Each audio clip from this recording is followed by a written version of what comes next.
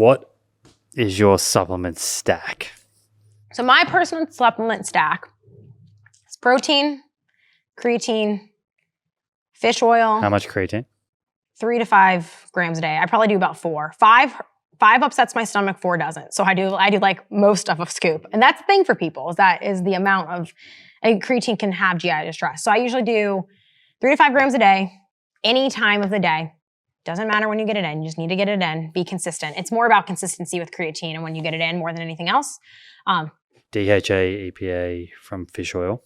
Yes, I do eat a lot of fish, but I don't do the full dosage of it. I eat a lot of fish, so I know I get a lot of that from my diet.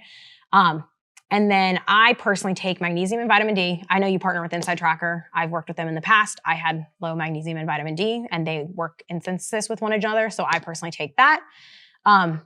And then protein as needed. And then caffeine, but mostly from coffee. I'm very big on test, don't guess. I do think that, on the note of females within that too, creatine, it's safe, it's beneficial, it's awesome. I think people are worried that it will lead to water retention. Yeah, and that's actually been shown to not necessarily not be true, but it actually might help with, because it pulls water into the muscle cell, that's where you're getting that water from. Again, that my friend Sam and Abby Smith-Ryan's lab, they did a study where they looked at that water distribution across the month, and it suggested that potentially it might help be hydrating. And some of the issues that happen with the luteal phase is there might be issues with, sweat rate or overheating or maintaining hydration, especially in hot and humid conditions or with endurance training. An electrolyte supplement has been suggested to work, but creatine might actually be something that helps with that too as well. But it's safe to take. It's safe to take across the lifespan. I know people are worried about pregnancy and postpartum. I think that's more so of like a judgment call of your safety, your doctor, and using a third-party tested supplement if you're going to do it. I think the idea is that it's probably beneficial, but no one's willing to test on pregnant women because of IRB approval for that is very hard. There's some early research coming out. There was just a trial of menopausal women taking creatine, and it did appear to be beneficial, or at least not harmful. And I do think from the muscle development that's a great supplement to be taking across the lifespan. And it's one of those things where it's like, I know there's a lot of hesitation with it, but it's water weight isn't body fat. I think that's important to recognize, but it also doesn't appear to really be contributing to that much unless you do a loading phase, and you don't need to do a loading phase. Just take 3 to 5 grams every day. You don't need to take 20 grams every day for 2 weeks or whatever it is. You can just take.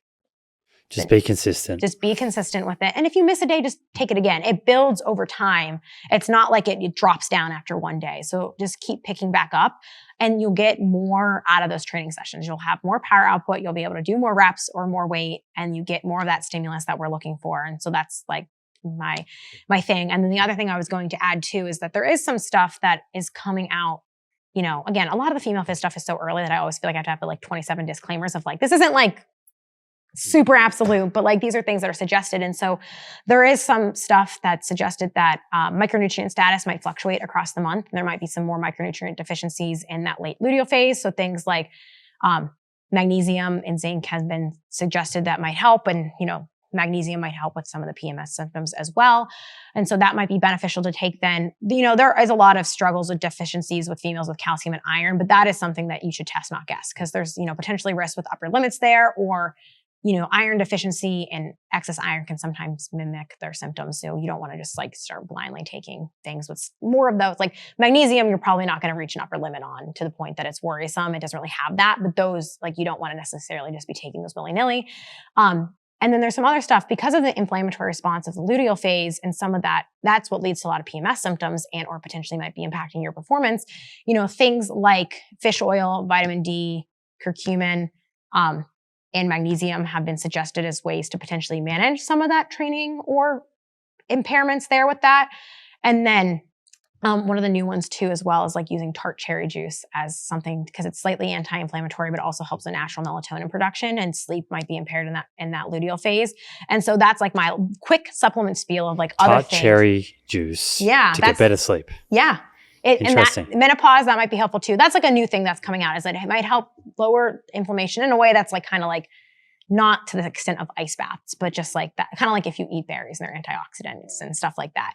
But it's supposed to help increase natural melatonin, which might help you fall asleep easier and have better sleep. And that might help with the luteal phase if your sleep is impacted, or even in menopause. And so that's something that's like more and more people are kind of like coming out about. So that's like my quick supplement spiel of like other things to potentially look into and or consider.